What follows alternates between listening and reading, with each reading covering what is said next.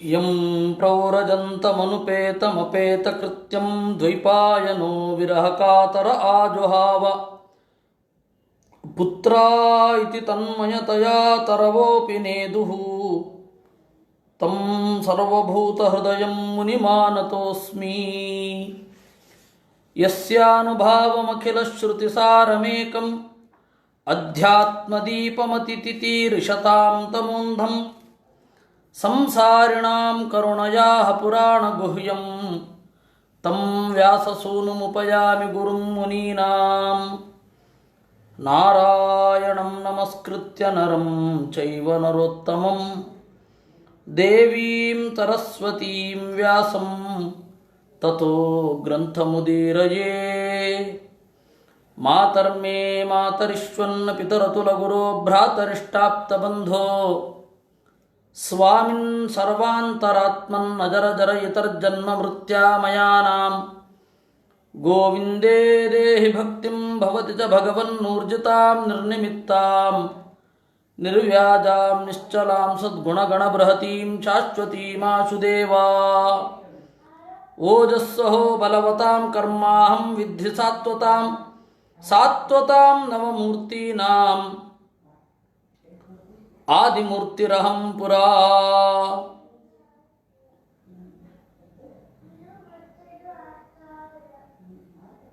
ಸಾತ್ವತಾಂ ನವಮೂರ್ತೀನಾಂ 9 ಮೂರ್ತಿಗಳನ್ನು 6 ಜನ ಹೊಂದಿದ್ದಾರೆ. ಪಂಚರಾತ್ರದಲ್ಲಿ ಈ 6 ಜನರನ್ನು ಪೂಜಿಸುವಾಗ ಅವರ 9 ಮೂರ್ತಿಗಳನ್ನು ವಿಶೇಷವಾಗಿ ಪೂಜಿಸುವ ಕ್ರಮ ಇದೆ. ಪಂಚರಾತ್ರ ಸಾತ್ವಿಕ ತಂತ್ರ, ಸಾಕ್ಷಾತ್ ಬದರಿನಾರಾಯಣ ಜಗತ್ತಿಗೆ ಕೊಟ್ಟದ್ದು, ಪೂಜಾಕ್ರಮದ ಇತಿಹಾಸವನ್ನು ಹೇಳುವಂಥದ್ದು. ಪಂಚರಾತ್ರದ ವಿಸ್ತಾರ ಮಧ್ವಾಚಾರ್ಯರ ತಂತ್ರಸಾರ ಸಂಗ್ರಹ, ಅಂದರೆ ಅದರ ಒಂದು ಭಾಗವನ್ನು ಅನುಸರಿಸಿ ಪೂಜಾಕ್ರಮ ಹೇಗೆ ಇರಬೇಕು ಅನ್ನೋದ್ರ ಬಗ್ಗೆ ವಿವರಣೆಯನ್ನು ಕೊಟ್ಟಿದ್ದಾರೆ. ಗೀತೆ ಅನ್ನೋದು ಪಂಚರಾತ್ರದ ವಿವರಣೆ ಅನ್ನುವ ಮಾತನ್ನು ಮಧ್ವಾಚಾರ್ಯರು ಗೀತಾ ತಾತ್ಪರ್ಯದಲ್ಲಿ ನಿರೂಪಣೆ ಮಾಡಿದ್ದಾರೆ. ಭಗವದ್ಗೀತಾ ಭಾಷ್ಯ ತಾತ್ಪರ್ಯಗಳಲ್ಲಿ ಪಂಚರಾತ್ರದ ಬಗೆಗೆ ಬಹಳ ಸಂಗತಿಗಳನ್ನು ಹೇಳಿದ್ದಾರೆ. ಪಾಂಚರಾತ್ರಕ್ಕೂ ಗೀತೆಗೂ ಏನು ಸಂಬಂಧ, ಪಾಂಚರಾತ್ರಕ್ಕೂ ಮಹಾಭಾರತಕ್ಕೂ ಇರುವ ಸಂಬಂಧಗಳನ್ನು ವಿಸ್ತಾರವಾಗಿ ನಿರೂಪಣೆ ಮಾಡಿದ್ದಾರೆ. ಆ ಪಾಂಚರಾತ್ರದ ಬಗೆಗಿನ ಗ್ರಂಥಗಳು 3-4 ಇವೆ ಮಧ್ವಾಚಾರ್ಯರದ್ದು. ಒಂದು ಕೃಷ್ಣಾಮೃತ ಮಹಾರ್ಣವ, ಏಕಾದಶಿ ಮತ್ತು ಬೇರೆ ಬೇರೆ ಸಂಗತಿಗಳ ಬಗ್ಗೆ ನಿರೂಪಣೆ ಮಾಡಿದ್ದಿದ್ದು. ಇನ್ನು ಓಂ ತತ್ಸತ್ ಪ್ರಣವಕಲ್ಪ ಮೊದಲಾದವುಗಳು ಸದಾಚಾರ ಸ್ಮೃತಿ ಸಂಧ್ಯಾವಂದನೆಯ ಮೇಲೆ ಕೇಂದ್ರೀಕೃತವಾದದ್ದು. ಇದಾದ ಮೇಲೆ ಇದರ ಈ ಆಚಾರ್ಯರ ಕೃತಿಯ ವಿಸ್ತಾರ 2 ರೀತಿಯಾಗಿ ಬಂತು. ಗೃಹಸ್ಥರು ಯಾವ ರೀತಿ ಸಂಧ್ಯಾವಂದನೆ, ಜಪ, ಪೂಜೆ, ಹೋಮ ಇತ್ಯಾದಿಗಳನ್ನು ಹೇಳಲಿಕ್ಕೆ ಈ ಪಂಚರಾತ್ರದ ವಿಸ್ತಾರ, ಅಂದರೆ ನಮಗೆ ಬೇಕಾದ ಪಂಚರಾತ್ರದ ವಿಸ್ತಾರವನ್ನು ಯೋಗದೀಪಿಕಾ ಮಾಡಿತು. ಸನ್ಯಾಸಿಗಳಿಗೆ ಬೇಕಾದ ಅನುಷ್ಠಾನವನ್ನು ದಾಖಲು ಮಾಡಿದ್ದು ಸನ್ಯಾಸ ಪದ್ಧತಿ. ಈ ರೀತಿ ಪಾಂಚರಾತ್ರದ ಬಗೆಗೆ ವಿಸ್ತಾರವಾಗಿ ಆಚಾರ್ಯರು ನಮ್ಮ ಗಮನ ಸೆಳೆದರು ತಮ್ಮ ಮೂಲಕ, ತಮ್ಮ ಶಿಷ್ಯ ಪರಂಪರೆಯ ಮೂಲಕ. ಭಾಗವತ ತಾತ್ಪರ್ಯದಲ್ಲಿ ಇದು ಬಹಳ ವಿಶೇಷ. ಸಾತ್ವತಾಂ ನವಮೂರ್ತೀನಾಂ, 6 ಜನ ದೇವತೆಗಳನ್ನು 9 ಮೂರ್ತಿಗಳ ಮೂಲಕ, 9 ನಾಮಗಳ ಮೂಲಕ ಹೇಗೆ ಪೂಜೆ ಮಾಡುವುದು ಅನ್ನುವ ಅಂಶವನ್ನು ಹೇಳ್ತಾ ಇದ್ದಾರೆ. ಸಾತ್ವತಾಂ ನವಮೂರ್ತೀನಾಂ ಆದಿಮೂರ್ತಿರಹಂಪುರ, ಇದಕ್ಕೆ ಎರಡು ಅರ್ಥ ಇದೆ. ಒಂದು, ಪ್ರತಿಯೊಂದು ದೇವತೆಯ ಅಂದರೆ ದೇವರನ್ನು ಬಿಟ್ಟು ಯಾರ್ಯಾರು ಲಕ್ಷ್ಮೀದೇವಿ, ಬ್ರಹ್ಮ, ವಾಯು, ಸಂಕರ್ಷಣ, ಗರುಡ, ಈ 5 ಜನರ 9 ತರಹದ ಮೂರ್ತಿಗಳಿಗೆ ನಾನು ಅಂತರ್ಯಾಮಿ. ಮತ್ತು ಇವರೆಲ್ಲ ಹುಟ್ಟೋದಕ್ಕಿಂತ ಮೊದಲು ನವಮೂರ್ತಿಯಾಗಿ ನಾನಿದ್ದೆ. 9 ಮೂರ್ತಿ ನನ್ನದು ಮೊದಲು ಅಂತ ಈ ಎರಡು ಅರ್ಥದಲ್ಲಿ, ಒಂದು ಅಂತರ್ಯಾಮಿ ಮತ್ತು ಅವರಿಗೆ ಪ್ರಧಾನ, ಎರಡನೆಯದ್ದು ಇವರಿಗಿಂತ ಮೊದಲು ಇದ್ದವ ಅಂತ. ಈ ಮಹಾಭಾರತ ತಾತ್ಪರ್ಯ ನಿರ್ಣಯದಲ್ಲಿ ಮಧ್ವಾಚಾರ್ಯರು ಉಪನಿಷತ್ತಿನ, ಆಮೇಲೆ ವೇದದ, ಪುರಾಣದ ಸೃಷ್ಟಿಯ ಪ್ರಕ್ರಿಯೆಯನ್ನು 3ನೇ ಅಧ್ಯಾಯದಲ್ಲಿ ನಿರೂಪಣೆ ಮಾಡಿದ್ದಾರೆ. ಆರಂಭದಲ್ಲಿ ಅದನ್ನು ನಿರೂಪಣೆ ಮಾಡಿದ್ದು ಮೊದಲನೇ ಅಧ್ಯಾಯದಲ್ಲಿ ಚತುರ್ವ್ಯೂಹ ಸೃಷ್ಟಿಯನ್ನು. ಆ ಚತುರ್ವ್ಯೂಹ ಸೃಷ್ಟಿ ಪಂಚರಾತ್ರದಲ್ಲಿ ಬರೋದು, ಅದನ್ನು ಮೊದಲು ಅಳವಡಿಸ್ಕೊಳ್ಬೇಕು ಅಂತ ಮಧ್ವರು ಈ ಮೂಲಕ ಹೇಳಿದ್ದಾರೆ. ಹೀಗಾಗಿ ಇದೆಲ್ಲವೂ ಕೂಡ ಪಂಚರಾತ್ರದ ಪ್ರಾಮಾಣ್ಯವನ್ನು ಸಮರ್ಥನೆ ಮಾಡುವುದರಲ್ಲಿ ಆಯಿತು. ಮಹಾಭಾರತದಲ್ಲಿಯೇ ಶಾಂತಿ ಪರ್ವದಲ್ಲಿ ಬರುತ್ತೆ, ಪಂಚರಾತ್ರಸ್ಯ ಕೃತ್ಸನಸ್ಯ ವಕ್ತಾ ನಾರಾಯಣ ಸ್ವಯಂ ಅಂತ. ಪಂಚರಾತ್ರದ ಮಹತ್ವ ಬಹಳ ದೊಡ್ಡದು.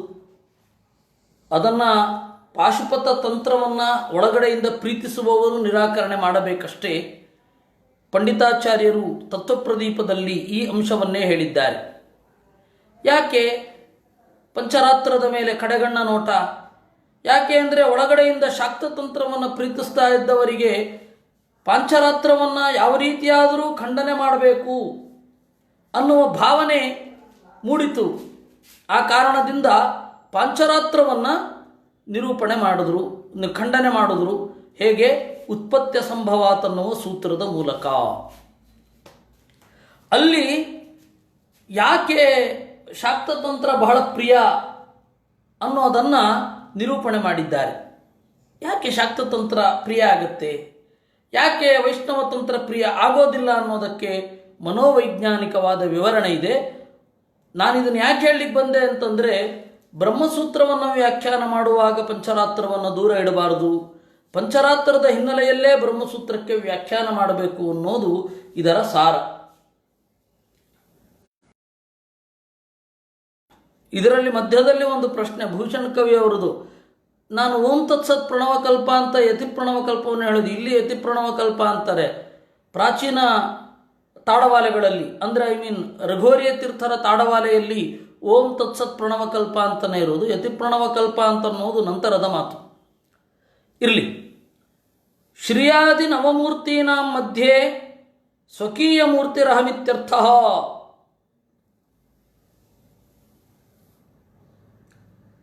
ಅಥೋ ನ ಸ್ವನವಮೂರ್ತೀನಾಂ ಅನ್ಯೇಭ್ಯೋಪಿ ಅನ್ಯನವಮೂರ್ತೀನಾಮಪಿ ಪ್ರಾಧಾನ್ಯ ಕಾರಣಂ ಸನ್ನಿಧಾನಂ ಆತ್ಮನಃ ತಾಸು ಅಪಿ ಅಸ್ತಿ ಇತಿ ಪುರೇತಿ ವಿಶೇಷಣಂ ಪ್ರಥಮ ಪೂಜ್ಯಾಸ್ತ ಇತ್ಯರ್ಥ.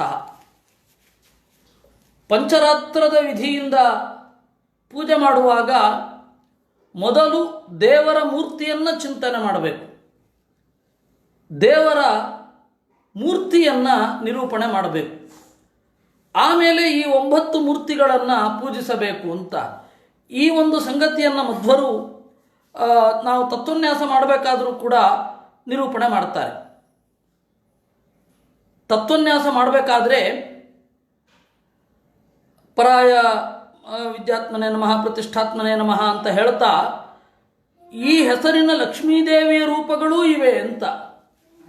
ವಿಮಲೋತ್ಕರ್ಷಿಣಿ ಜ್ಞಾನ ಕ್ರಿಯಾಯೋಗ ತಥೈವ ಚ ಪ್ರಹ್ವಿ ಸತ್ಯ ತಥೇಚಾನ ಅನುಗ್ರಹ ಚೇತಿಶಕ್ತಯ.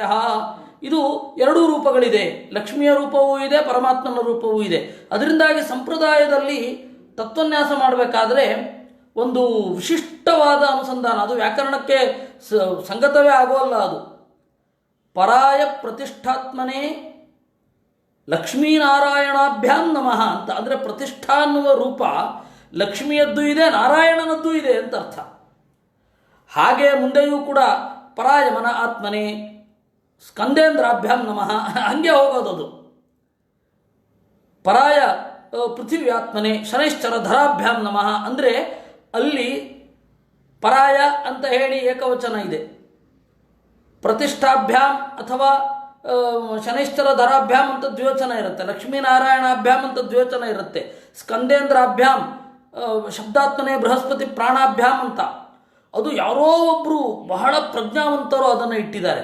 ಆಚಾರ್ಯರ ತಂತ್ರಸಾರ ಸಂಗ್ರಹವನ್ನು ನೋಡಿ ಅಲ್ಲಿ ಪ್ರತ್ಯೇಕ 2 ಬಾರಿ ಮಾಡಲಿಕ್ಕಾಗೋದಿಲ್ಲ ಅಂತ ಹೇಳಿ ಒಂದು ಮೂರ್ತಿಯನ್ನು ನಿರೂಪಣೆ ಮಾಡಬೇಕಾದ್ರೆ ಒಂದು ಹೆಸರನ್ನು ನಿರೂಪಣೆ ಮಾಡಬೇಕಾದ್ರೆ ಇಬ್ಬರ ನೆನಪು ಬರಲಿ ಅಂತ ಅವರು ಆ ರೀತಿ ಲಿಂಗ ವ್ಯತ್ಯಾಸವನ್ನು ವಚನ ವ್ಯತ್ಯಾಸವನ್ನು ಮಾಡಿ ಇಟ್ಟಿದ್ದಾರೆ. ಅದು ಅಷ್ಟು ತತ್ವನ್ಯಾಸ ಮಾಡುವಾಗ ನೀವು ನೋಡಿ ಬೇಕಾದರೆ ಪರಾಯ ಅಂತ ಹೇಳಿ ಏಕವಚನ, ಪ್ರತಿಷ್ಠಾತ್ಮನೇ ಅಂತ ಹೇಳಿ ಏಕವಚನ, ಲಕ್ಷ್ಮೀನಾರಾಯಣಾಭ್ಯಾಂ ನಮಃ, ಪರಾಯ ಸ್ಫೂರ್ತ್ಯಾತ್ಮನೇ ಲಕ್ಷ್ಮೀನಾರಾಯಣ, ಪರಾಯ ಸಂವಿಧಾತ್ಮನೇ ಲಕ್ಷ್ಮೀನಾರಾಯಣ, ಈ ತರಹ ಚಿಂತನೆ ಮಾಡ್ಕೊಂಡು ಹೋಗುತ್ತೆ. ಅದನ್ನು ಹೃದಯದಲ್ಲಿ ಮಾಲಾಕಾರ ನ್ಯಾಸ ಮಾಡಬೇಕು. ಲಕ್ಷ್ಮೀದೇವಿಯ ರೂಪವೂ ಇದೆ. ಇಲ್ಲಿ ಆಚಾರ್ಯರು ಅದೇ ರೀತಿ ನಿರೂಪಣೆ ಮಾಡಿದ್ದಾರೆ. ತತ್ವನ್ಯಾಸ ಇದು ಈ ಮೂರ್ತಿಗಳನ್ನು ಪಂಚರಾತ್ರ ಪ್ರಕಾರದಲ್ಲಿ ಧ್ಯಾನ ಮಾಡುವಾಗ 2 ಮೂರ್ತಿಗಳನ್ನು ಚಿಂತನೆ ಮಾಡಬೇಕು ಅನ್ನೋದು ಆಚಾರ್ಯರ ಉದ್ದೇಶ. ಅದಕ್ಕೆ ಒಂದು ಅವರಿಗೆ ಕಾರಣ, ಇನ್ನು ಅವರಲ್ಲಿ ನನ್ನ ಸನ್ನಿಧಾನ ಇದೆ, ಈ 2 ಹಿನ್ನೆಲೆಯಲ್ಲಿ ಅವರನ್ನು ಚಿಂತನೆ ಮಾಡಬೇಕು. ಸರಿ, ಯಾವುದು ಅಂತ ಹೇಳ್ತಾರೆ. ಪರಮಾತ್ಮನ 9 ಮೂರ್ತಿಗಳನ್ನು ನೋಡೋಣ. ನಾರಾಯಣ ಪರಂ ಬ್ರಹ್ಮ ವಾಸುದೇವಾದಿಕಾಸ್ತಥಾ ನಾರಸಿಂಹ ವರಾಹೌ ಚ ಪರಂ ಜ್ಯೋತಿರ್ಹರೇರ್ನವ. ಪರಮಾತ್ಮನ ನವಮೂರ್ತಿಗಳನ್ನು ಅರ್ಚನೆ ಮಾಡುವುದು ಹೀಗೆ. ನಾರಾಯಣಾಯ ನಮಃ ಒಂದಾಯಿತು, ಪರಬ್ರಹ್ಮಣೇ ನಮಃ 2 ಆಯಿತು. ಆಮೇಲೆ 4 6 ಆಗತ್ತೆ. ವಾಸುದೇವ, ಸಂಕರ್ಷಣ, ಪ್ರದ್ಯುಮ್ನ, ಅನಿರುದ್ಧ. ಆಮೇಲೆ ನರಸಿಂಹಾಯ ನಮಃ ವರಾಹಾಯ ನಮಃ 8 ಆಯಿತು. ಪರಂಜ್ಯೋತಯೇ ನಮಃ ಅನ್ನೋದು 9 ಆಯಿತು. ಈ 9 ಮೂರ್ತಿಗಳನ್ನು ದೇವರಲ್ಲಿ ದೇವರ ಮೂರ್ತಿಗಳು ಅಂತ ಚಿಂತನೆ ಮಾಡಬೇಕು. ನಾರಾಯಣ ಅಂತಂದರೆ ಅಕಾರದ ಅರ್ಥ ಅಂತ ನಿಮಗೆಲ್ಲರಿಗೂ ಗೊತ್ತಿದೆ. ಓಂಕಾರದ ಅರ್ಥ, ಅಕಾರದ ಅರ್ಥ. ಆ ಓಂಕಾರ ಅ ಅಂತನ್ನುವುದು 2-3 ಕಡೆ ಬರುತ್ತೆ. ನ ಅನ್ನುವಲ್ಲಿ, ರಾ ಅನ್ನುವಲ್ಲಿ, ಯಾ ಅನ್ನುವಲ್ಲಿ ಬರುತ್ತೆ. ಆ ಅಕಾರದ ಅರ್ಥಗಳು ಏನೇನು ಅನ್ನೋದನ್ನು ನೀವು ತಿಳಿದುಕೊಂಡಿದ್ದೀರಾ. ಹೀಗಾಗಿ ಓಂ ನಮೋ ನಾರಾಯಣಾಯ ಅಂತನ್ನೋದು ಓಂಕಾರದ ವಿಸ್ತಾರ ಹೇಗೆ ಅಂತ ಮಧ್ವರು ಐತರೇಯ ಭಾಷ್ಯದಲ್ಲಿ ನಿರೂಪಣೆ ಮಾಡಿದ್ದಾರೆ. ಮತ್ತು ನಮ್ಮ ಗುರುಗಳು ಅದನ್ನು ಬಹಳ ಸರಳೀಕರಿಸಿ ಹೇಳಿ ಎಲ್ಲರಿಗೂ ಮನೋಗತ ಆಗಿದೆ. ಅದನ್ನು ಹೇಳಿದ್ರೆ ಮತ್ತೆ ಪುನರುಕ್ತಿ ಆಗ್ತದೆ. ಅದರಿಂದಾಗಿ ನಾರಾಯಣ ದೋಷ ದೂರ, ಗುಣಪೂರ್ಣ. ಇನ್ನು ಪರಂಬ್ರಹ್ಮ ಎಲ್ಲಕ್ಕಿಂತಲೂ ಮಿಗಿಲಾದ ವಸ್ತು. ವಾಸುದೇವ ವಾನಾತ್ ಅರಿವಿದೆ, ಸೂತೇ ಜಗವನ್ನು ಹೆರುತ್ತಾನೆ, ದೇವನಾಥ್ ಈ ಜಗದೊಡನೆ ಆಡುತ್ತಾನೆ. ವಾಸುದೇವ ಪ್ರಳಯ ಕಾಲದಲ್ಲಿ ಈ ಜಗತ್ತನ್ನು ತನ್ನೆಡೆಗೆ ಉತ್ಕಟವಾಗಿ ಸೆಳೆಯುತ್ತಾನೆ. ಸಂಕರ್ಷಣ ಹಿರಿದಾದ ಸಂಪತ್ತು ಅವನದ್ದು, ಹೀಗಾಗಿ ಪ್ರದ್ಯುಮ್ನ ಅವನನ್ನು ಯಾರೂ ತಡೆಯಲಾಗುವುದಿಲ್ಲ, ಹೀಗಾಗಿ ಅನಿರುದ್ಧ. ಈ ಜಗತ್ತನ್ನು ನಾರ ಅಂತ ಕರೀತಾರೆ. ಚರಾಚರ ಜಗತ್ಸರ್ವಂ ನಾರಮಿತ್ಯಭಿಧೀಯತೆ. ಅದನ್ನು ಸಾಧನೆಯ ಹಂತದಲ್ಲಿ ಈ ಜಗತ್ತನ್ನು ಸುಖಕ್ಕಾಗಿ ಸಾತ್ವಿಕರು ದುಃಖ ಅನುಭವಿಸುವಂತೆ ಮಾಡ್ತಾನೆ, ದುಃಖಕ್ಕಾಗಿ ತಾಮಸರು ಸುಖ ಅನುಭವಿಸುವಂತೆ ಮಾಡ್ತಾನೆ, ರಾಜಸ ತಾಮಸರಿಗೆ ಸುಖ ದುಃಖಗಳನ್ನು ಯಥಾಯೋಗ್ಯವಾಗಿ ಕೊಡ್ತಾನೆ. ಆ ಹಿನ್ನೆಲೆಯಲ್ಲಿ ಇವನು ನಾರಸಿಂಹ. ಧ್ಯಾನ ಮಾಡುವವರಿಗೆ ಹೊಳೆಯುತ್ತಾನೆ, ಹೀಗಾಗಿ ವರಾಹ. ಈ ತರಹದ ಸಾಧನೆಯ ಬೆಳವಣಿಗೆಯನ್ನು ವೇದಗಳಲ್ಲಿ ನೋಡ್ತಾ ತನ್ನ ಬ್ರಹ್ಮಸೂತ್ರದ ಮೂಲಕ, ರಾಮಾಯಣದ ಮೂಲಕ, ಮಹಾಭಾರತದ ಮೂಲಕ, ಪೌರುಷೇಯ ಗ್ರಂಥಗಳ ಮೂಲಕ ವೇದದ ಕಡೆಗೆ ಬೆಳಕು ಚೆಲ್ಲುತ್ತಾನೆ. ಹೀಗಾಗಿ ಪರಂ ಜ್ಯೋತಿ, ದೇವರಿಗೆ ಯಾರು ಬೆಳಕು ಅಂದರೆ ದೇವರೇ ಬೆಳಕು. ಹೀಗೆ 9 ಮೂರ್ತಿಗಳನ್ನು ನಾವು ನೋಡಿದೆವು. ಇದನ್ನು ಅನುಸಂಧಾನ ಮಾಡುವುದು, ಇದರ ಫಲವೂ ಇಲ್ಲೇ ಬಂತು. ಇಂದಿರಾ ಚರಮಾಲಕ್ಷ್ಮೀ ಹಿರಣ್ಯ ಗಗನ ತಥಾ ರಕ್ತ ರಕ್ತತಮಾಭೂತಿ ವಿಭೂತಿಶ್ಚ ಶ್ರಿಯೋ ನವಾ. ಇಂದಿರಾ ಅಂತ ಅತ್ಯಂತ ಸುಖವುಳ್ಳವಳು. ಇಂದಿರಾ. ರಮ ಜಗದೊಡನೆ, ದೇವರೊಡನೆ ಆಡುವವಳು, ದೇವರ ಬಾಳ ಗೆಳತಿ ರಮ. ಇನ್ನು ರಮ ಅನ್ನೋದಕ್ಕೆ ಹಲವಾರು ಅರ್ಥ ಇದೆ. ದೇವರ ಅಣತಿಯಂತೆ ಜಗತ್ತಿಗೆ ಸೃಷ್ಟಿ ಮೊದಲಾದವುಗಳನ್ನು ತರ್ತಾಳೆ. ರಾತಿ ಇತಿ ರಾ, ಅವಳು ಜ್ಞಾನಪೂರ್ಣಳಾಗಿದ್ದಾಳೆ. ಹೀಗಾಗಿ ಮ ರ ಮ. ಇನ್ನು ಲಕ್ಷ್ಮೀ, ದೇವರ ಎದೆಯಲ್ಲಿ ಗುರುತಾಗಿ ನಿಂತವಳು. ಲಕ್ಷಣತೆಯ ಮೀಯತೆ, ದೇವರ ಎದೆಯಲ್ಲಿ ಶ್ರೀವತ್ಸ ಅನ್ನುವ ಚಿಹ್ನೆ ಇದೆ, ಅಲ್ಲಿ ನೆಲೆ ನಿಂತವಳು. ಅದರಿಂದಾಗಿ ಲಕ್ಷ್ಮೀ. ಇನ್ನು ಹಿರಣ್ಯ, ಉತ್ಕಟವಾದ ಆನಂದ ಇರುವವಳು, ಸುಖಪೂರ್ಣವಾದ ಶಬ್ದ ಇರುವವಳು. ವೇದ ಅನ್ನೋದು ಸುಖವನ್ನು ಕೊಡುವಂತಹ ಶಬ್ದ, ಅದಕ್ಕೆ ಇವಳು ಅಭಿಮಾನಿನಿ. ದೇವರ ಜೊತೆಗೆ ರಣ ಯ, ರಣ ಅಂತಂದರೆ ವೇದ, ಶಬ್ದ, ರಣವನ್ನು, ರಣ ಅಂದರೆ ಶಬ್ದ ಅಂತ, ಶಬ್ದಕ್ಕೆ ಗುರಿ ಇವಳು, ಆದ್ದರಿಂದಾಗಿ ಹಿರಣ್ಯ ಅಂತ. ಆಮೇಲೆ ಅವಳೇ ಬಂಗಾರ, ಅವಳು ಬಂಗಾರದಮ್ಮ. ಇನ್ನು ಗಗನ, ಎಲ್ಲ ಕಡೆ ವ್ಯಾಪ್ತಳಾಗಿದ್ದಾಳೆ, ಅವಳನ್ನು ಆಕಾಶ ಅಂತ ಕರೀತಾರೆ. ಅಸ್ಯ ಭೂತಸ್ಯ ಕಾಗದ ರೀತಿ ಆಕಾಶ ಇತಿ ಹೋವಾಚ ಅಂತ ಹೇಳಿ ಅವಳನ್ನು ಆಕಾಶ ಅಂತ. ಇನ್ನು ರಕ್ತ ಅಂತ, ದೇವರಲ್ಲಿ ಅವಳಿಗೆ ಅಷ್ಟು ಪ್ರೀತಿ, ರಕ್ತ. ನಾವು ವಿರಕ್ತರು ಆ ಅರ್ಥದಲ್ಲಿ, ದೇವರಲ್ಲಿ ಪ್ರೀತಿ ಇಲ್ಲ ನಮಗೆ. ಇನ್ನು ರಕ್ತ ತಮ, ದೇವರ ಪ್ರೀತಿಯನ್ನು ಪಡೆದವಳು, ದೇವರಲ್ಲಿ ಉತ್ಕಟವಾಗಿ ಪ್ರೀತಿಸುವವಳು. ಇನ್ನು ಭೂತಿ ಸಂಪತ್ತು, ವಿಭೂತಿ ದೇವರ ಸನ್ನಿಧಾನವನ್ನು ಉತ್ಕಟವಾಗಿ ಹೊಂದಿದವಳು, ಜನರಿಗೆ ಐಶ್ವರ್ಯವನ್ನು ನೀಡುವವಳು. ಈ 9 ಮೂರ್ತಿಗಳು ಲಕ್ಷ್ಮೀದೇವಿಯದ್ದು.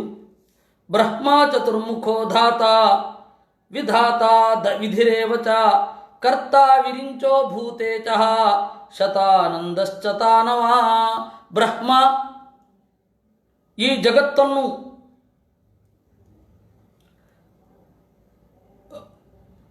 ಮನೆಯಾಗಿ ಮಾಡಿಕೊಂಡವ, ಈ ಜಗತ್ತಿಗಿಂತ ಹಿರಿದಾದವನು. ಬ್ರಹ್ಮ ಅಂದರೆ ದೊಡ್ಡವ, ಬ್ರಹ್ಮಾಂಡ ಅಂದರೆ ಅವನ ಮೊಟ್ಟೆ ಅಂತ. ಈ ಜಗತ್ತನ್ನು ಗುರುತಿಸೋದೇ ಅವನಿಂದ, ಹೀಗಾಗಿ ಬ್ರಹ್ಮ. ಇನ್ನು 4 ಮೋರೆ ಇದೆ, ಚತುರ್ಮುಖ. ಧಾತ ಅಂದರೆ ಎಲ್ಲವನ್ನ ಹೊತ್ತಿದ್ದಾನೆ, ವಿಧಾತ ಅಂತಂದರೆ ವಿಶಿಷ್ಟವಾಗಿ ಎಲ್ಲರನ್ನ ತಯಾರು ಮಾಡ್ತೇನೆ, ವಿಧಿ ವೇದದ ಮೂಲಕ ಹೀಗೆ ಮಾಡಬೇಕು ಅಂತ ಆರ್ಡರ್ ಮಾಡ್ತಾನೆ, ಕರ್ತ ಈ ಪ್ರಪಂಚವನ್ನು ಸೃಷ್ಟಿ ಮಾಡ್ತಾನೆ, ವಿರಿಂಚಃ ತನ್ನ ಹೊಟ್ಟೆಯೊಳಗಡೆ ಇರುವ ಜಗತ್ತನ್ನು ಹೊರಗಡೆ ಕಕ್ಕುತ್ತಾನೆ, ಹೀಗಾಗಿ ಅವನು ವಿರಿಂಚಿಶ್ಚ ವಿರೇಚನಾತ್ ಅಂತ ಹೇಳ್ತಾರೆ. ಭೂತೇಶಃ ಎಲ್ಲ ಜೀವರ ಒಡೆಯ, ಶತಾನಂದ ತುಂಬಿದ ಆನಂದದವ. ಇದು 9 ಮೂರ್ತಿಗಳು. ಧನಂಜಯ ಮೃತೆ ಚೈವ ವಾಯೋಸ್ತು ನವಮೂರ್ತಯ. ಮುಖ್ಯ ಪ್ರಾಣನದ್ದು 9 ಮೂರ್ತಿಗಳು. ಯಾವ 9 ಮೂರ್ತಿಗಳು? ನಮಗೆ 5 ಗೊತ್ತು: ಪ್ರಾಣ, ಅಪಾನ, ವ್ಯಾನ, ಉದಾನ, ಸಮಾನ. ಆಮೇಲೆ 5 ಇವು ನಾಗ, ಕೂರ್ಮ, ಕೃಕಲ, ದೇವದತ್ತ, ಧನಂಜಯ ಅಂತ. ಅಲ್ಲಿ ಧನಂಜಯನನ್ನು ಬಿಟ್ಟರೆ ನಾಗ, ಕೂರ್ಮ, ಕೃಕಲ, ದೇವದತ್ತ ಅಂತನ್ನುವ ಹೆಸರಿನ ಮುಖ್ಯ ಪ್ರಾಣನ ಮೂರ್ತಿಗಳನ್ನು ಚಿಂತಿಸಬೇಕು. ಇದು ಮುಖ್ಯ ಪ್ರಾಣನ 9 ರೂಪಗಳು. ಅವುಗಳ ಕೆಲಸ ಏನು ಅಂತನ್ನೋದನ್ನು ನಾವು ಮಹಾಭಾರತದ ಶಾಂತಿ ಪರ್ವ ಮೊದಲಾದವುಗಳಲ್ಲಿ ನೋಡ್ತೇವೆ.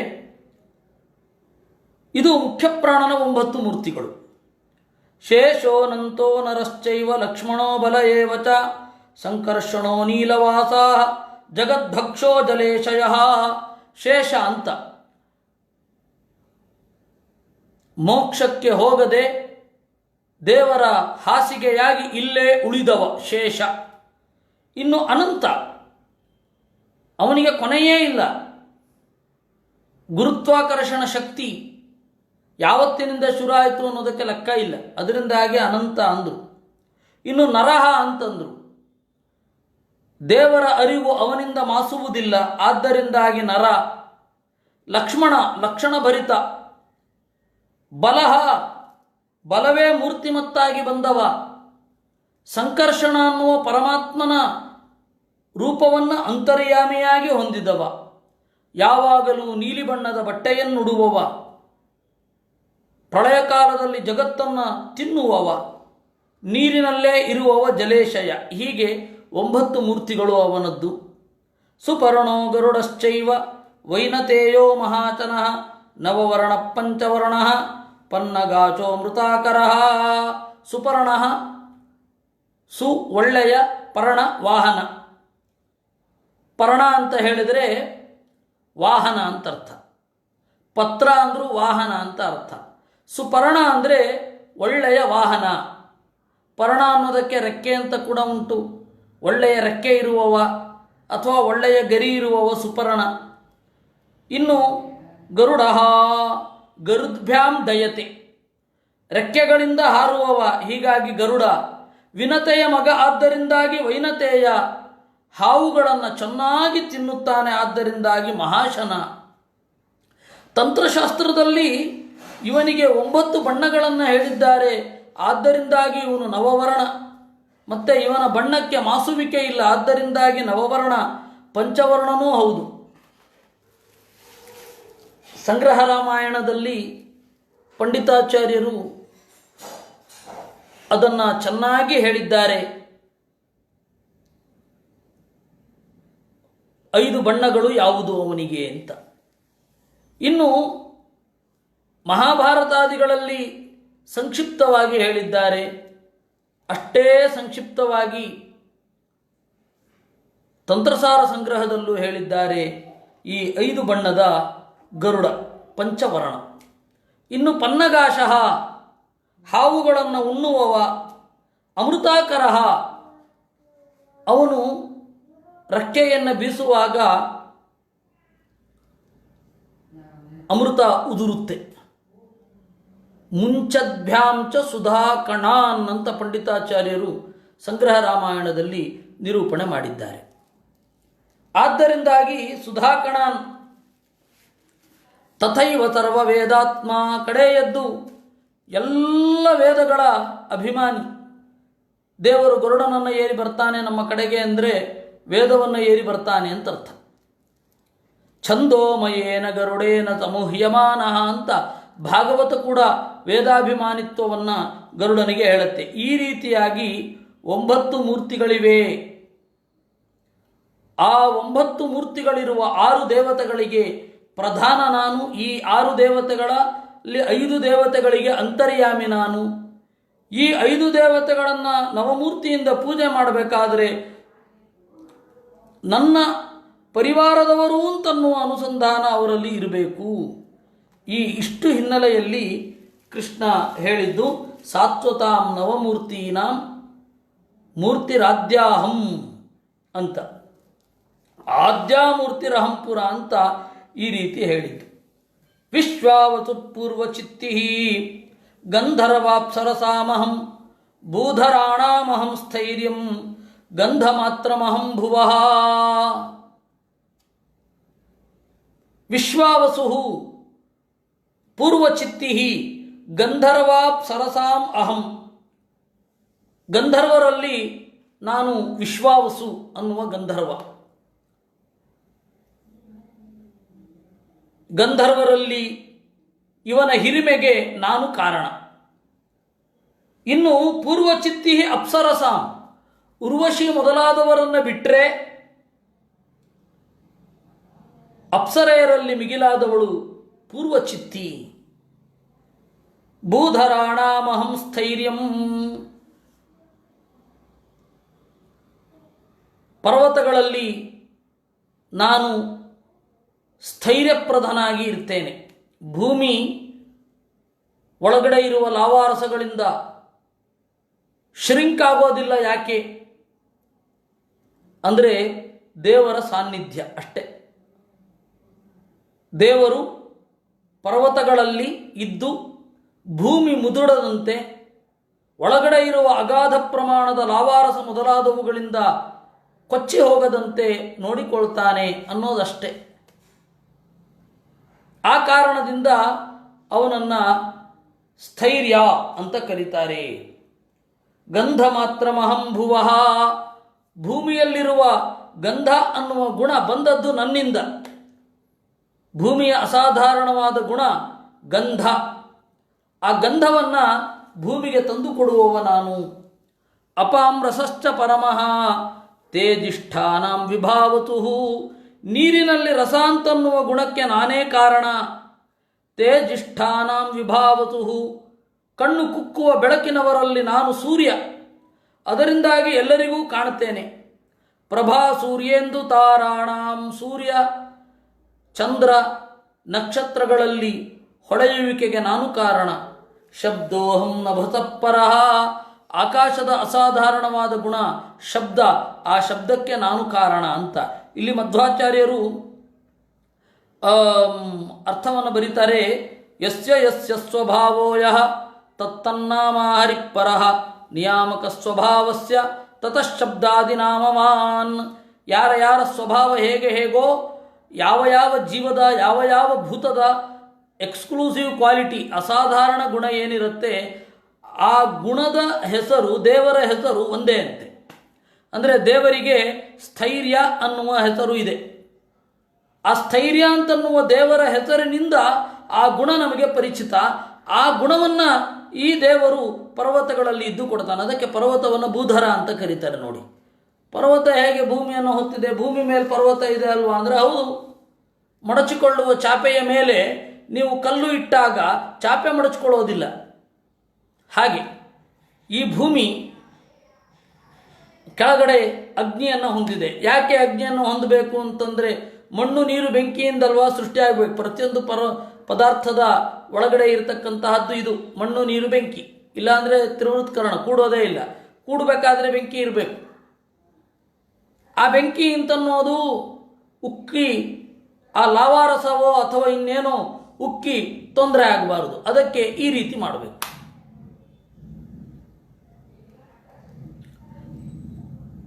ಪರ್ವತದ ಮೂಲಕ ಆ ಭೂಮಿ ಸ್ಥಿರವಾಗಿ ಇರಬೇಕು. ಹಾಗೆ ಮಾಡ್ತಾನೆ ದೇವರು. ಅದಕ್ಕೆ ಅವನ ಹೆಸರು ಸ್ಥೈರ್ಯ ಅಂತ. ಅವನು ದಯಪಾಲಿಸುವ ಗುಣವನ್ನು ಸ್ಥೈರ್ಯ ಅಂತಲೇ ಕರೀತಾರೆ. ಅದಕ್ಕೆ ಕರೆದರು ಭೂಧರಾಣಾಂ ಅಹಂ ಸ್ಥೈರ್ಯಂ ಅಂತ. ನಿಯಾಮಕ ಸ್ವಭಾವಸ್ಯ ತತಃ ಶಬ್ದಾದಿನಾಮವಾನ್ ವೈಚೇಷ್ಯಾಖ್ಯಾ ವಿಭೂತಿಶ್ಚ ಸ್ವಭಾವಜ. ಎರಡು, ಕೆಲವೊಬ್ಬರು ಕೆಲವೊಂದು ಗುಣಗಳನ್ನು ಆಮೇಲೆ ಗಳಿಸಿಕೊಳ್ತಾರೆ. ಸತತ ಪ್ರಯತ್ನದಿಂದ, ತಪಸ್ಸಿನಿಂದ ವಿಶಿಷ್ಟವಾದ ಗುಣವನ್ನು ಅವರು ಪಡಿತಾರೆ. ಅದಕ್ಕೂ ದೇವರೇ ಕಾರಣ. ಇನ್ನು ಹುಟ್ಟುವಾಗಲೇ ಕೆಲವೊಂದು ಗುಣಗಳು ಬಂದಿರುತ್ತೆ, ಅದಕ್ಕೂ ದೇವರೇ ಕಾರಣ. ದ್ವಿಧಾ ವಿಭೂತಿರ್ವಿಜ್ಞೇಯ ವಿಷ್ಣೋಸ್ತು ಪರಮಾತ್ಮನಃ. ಈ ಎರಡೂ ತರಹದ ಗುಣ ಬರಲಿಕ್ಕೆ ದೇವರ ಆ ಸನ್ನಿಧಾನ ಅನ್ನೋದು ಕಾರಣ. ಹೀಗೆ ಇದೆ. ಈ ಹಿನ್ನೆಲೆಯಲ್ಲಿ ನಾವು ಅದನ್ನು ಅರ್ಥ ಮಾಡಿಕೊಳ್ಬೇಕು, ದೇವರ ಸನ್ನಿಧಾನದ ಮಹತ್ವವನ್ನು. ಬ್ರಹ್ಮಣ್ಯಾನಾಂ ಬಲಿರಹಂ ವೀರಾಣಾಮಹಮರ್ಜುನ ಭೂತಾನಾಂ ಸ್ಥಿತಿರುತ್ಪತ್ತಿರಹಂ ವೈ ಪ್ರತಿಸಂಕ್ರಮಃ. ಬ್ರಹ್ಮಣ್ಯಾನಾಂ, ಬ್ರಾಹ್ಮಣರನ್ನು ಪ್ರೀತಿಸುವ ರಾಜರು ದೊರೆಗಳು ಇದ್ದರೆ ಬಲಿಯಲ್ಲಿ ವಿಶಿಷ್ಟನಾಗಿ ನಾನು ಸನ್ನಿಹಿತನಾಗಿದ್ದೇನೆ. ಅದೇ ಕಾರಣ. ಬ್ರಹ್ಮಣ್ಯಾನಾಂ ಬಲಿಹಿ ಅಹಂ. ಜ್ಞಾನಿಗಳನ್ನು ಪ್ರೀತಿಸುವುದರಲ್ಲಿ, ಬ್ರಾಹ್ಮಣರನ್ನು ಪ್ರೀತಿಸುವುದರಲ್ಲಿ ಬಲಿಗಿಂತ ಮಿಂಚಿದವರಿಲ್ಲ. ಅದರಿಂದಾಗಿ ಬ್ರಹ್ಮಣ್ಯಾನಾಂ ಬಲಿರಹಂ ವೀರಾಣಾಂ ಅಹಮರ್ಜುನ. ವೀರರಲ್ಲಿ ನಾನು ಅರ್ಜುನ. ಭೀಮಸೇನನನ್ನು ಬಿಟ್ಟು ಅಂತ ಇಟ್ಕೊಳ್ಬೇಕು, ದೇವತೆಗಳನ್ನು ಬಿಟ್ಟು ಅಂತ ಇಟ್ಕೊಳ್ಬೇಕು ಬಲಿಯನ್ನು. ಏಕೆಂದರೆ ದೇವತೆಗಳು ಜ್ಞಾನಿಗಳನ್ನು ಕಂಡರೆ ಬಹಳ ಪ್ರೀತಿಸ್ತಾರೆ. ಅದಕ್ಕೆ ಜ್ಞಾನಿಗೆ ಒಂದು ವಿಶಿಷ್ಟವಾದ ಶಬ್ದ ಇದೆ ಉಪನಿಷತ್ತುಗಳಲ್ಲೆಲ್ಲ, ದೇವಪಶು ಅಂತ. ಹೇಗೆ ಮನುಷ್ಯರು ತಾವು ಸಾಕುವ ಪಶುಗಳನ್ನು ಉತ್ಕಟವಾಗಿ ಪ್ರೀತಿಸುತ್ತಾರೋ ಅಂತೆಯೇ ಇವನೂ ಕೂಡ, ದೇವತೆಗಳು ಕೂಡ ಪ್ರೀತಿಯಿಂದ ಜ್ಞಾನಿಗಳನ್ನು ಸಾಕುತ್ತಾರೆ. ಆದ್ದರಿಂದಾಗಿ ದೇವತೆಗಳಿಗೆ ಜ್ಞಾನಿಗಳಿಗೆ ದೇವಪಶು ಅಂತ ಕರೀತಾರೆ. ಬಹಳ ಗುಟ್ಟಾದ ಹೆಸರು ಇದು. ಇದು ನಿಮಗೆ ನೋಡ್ತಿದ್ದ ಹಾಗೆ ಅರ್ಥ ಆಗತ್ತೆ. ಬಲಿಬೇಕು, ಒಬ್ಬ ನರಬಲಿಬೇಕು ಅಂದರು. ಅವನು ಹರಿಶ್ಚಂದ್ರ ಆತುರಾತುರವಾಗಿ ಒಂದು ಹರಕೆ ಕಟ್ಟಿಕೊಂಡ ವರುಣನಿಗೆ, ನಾನು ನನ್ನ ಮಗನನ್ನು ಬಲಿ ಕೊಡ್ತೇನೆ ಅಂತ. ಅವನೇನು ಮಾಡಿದ, ಮಗ ಹುಟ್ಟಿದ ಮೇಲೆ ಮನಸ್ಸು ಬದಲಾವಣೆ ಆಯಿತು ಹರಿಶ್ಚಂದ್ರನಿಗೆ.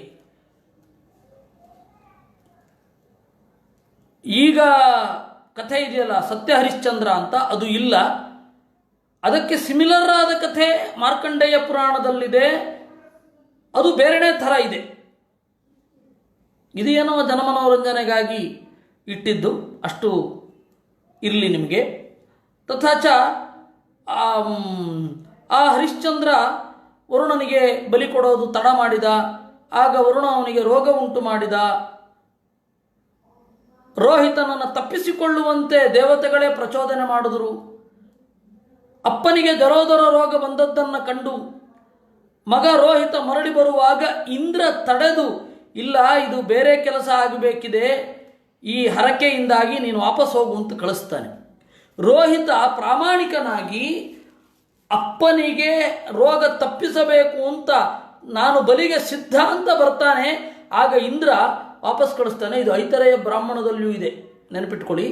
ಐತರೇಯ ಆರಣ್ಯಕದಲ್ಲೂ ಇದೆ, ಹಲವಾರು ಪುರಾಣಗಳಲ್ಲಿ ಇದಿದೆ, ಮತ್ತು ಹಲವಾರು ವೇದ ಗ್ರಂಥಗಳಲ್ಲೂ ಇದಿದೆ.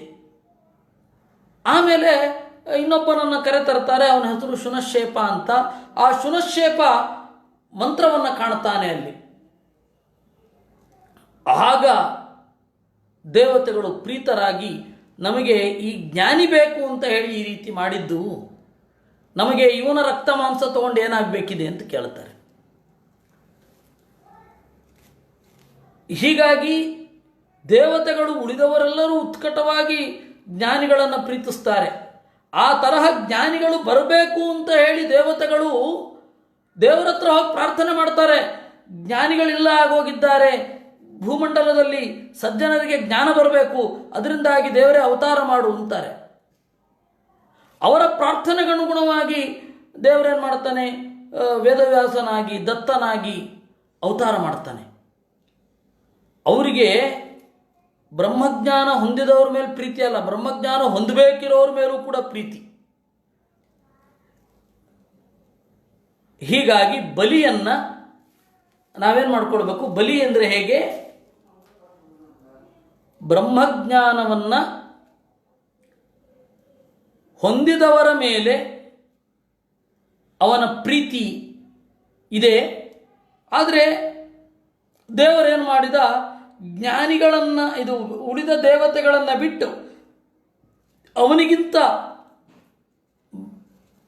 ಪ್ರೀತಿಸುವ, ಅವನಿಗಿಂತ ಅಧಿಕರಾದ ದೇವತೆಗಳನ್ನು ಬಿಟ್ಟು ಇವನ ಹೆಸರನ್ನು ತೆಗೆದುಕೊಂಡಿದ್ದು ಅದು ಕರುಣೆ ಅಷ್ಟೇ. ಇದನ್ನು ಅರ್ಥ ಮಾಡ್ಕೊಳ್ಬೇಕು ನಾವು. ಬ್ರಹ್ಮಣ್ಯಾನಾಂ ಬಲಿರಹಂ ವೀರಾಣಾಂ ಅಹಮರ್ಜುನ. ವೀರರಲ್ಲಿ ನಾನು ಅರ್ಜುನ. ವೀರರಲ್ಲಿ ಯಾಕೆ ಭೀಮಸೇನ ಆಗೋದಿಲ್ಲ? ಅದಕ್ಕೊಂದು ಕಾರಣ ಉಂಟು. ವೀರ ಅಂತಂದರೆ ವಿಪರೀತ ಚಟುವಟಿಕೆಯವನು, ವಿಶೇಷೇಣ ಈರಯತಿ. ಯುದ್ಧದಲ್ಲಿ ಬಹಳ ಚಟುವಟಿಕೆ ಅರ್ಜುನನಿಗಿದೆ. ಭೀಮಸೇನನಿಗೆ ಸ್ವಲ್ಪ ಚಟುವಟಿಕೆಯಿಂದಲೇ ಅವನ ಕೆಲಸ ಆಗೋಗ್ತಾ ಇರ್ತಾರೆ. ಜಾಸ್ತಿ ಚಟುವಟಿಕೆ ಯಾಕೆ ಮಾಡಬೇಕು ಅಲ್ವೇ? ಅತ್ಯಂತ ಸುಲಭ ಸಾಧ್ಯವಾದ ಕಾರ್ಯ ಇರಬೇಕಾದ್ರೆ ಅತ್ಯಂತ ಕ್ಲೇಶವನ್ನು ನಾವು ಅನುಭವಿಸುವುದಿಲ್ಲವಷ್ಟೇ. ಹಾಗೆ ಅವನು ವಿಶೇಷ ಚಟುವಟಿಕೆ ಇದೆ ಅವನಿಗೆ. ಆದ್ದರಿಂದಾಗಿ ಅವನು ವೀರರಲ್ಲಿ ನಾನು ಅರ್ಜುನ. ಭೂತಾನಾಂ ಸ್ಥಿತಿರುತ್ಪತ್ತಿ ಅಹಂ ವೈ ಪ್ರತಿಸಂಕ್ರಮ.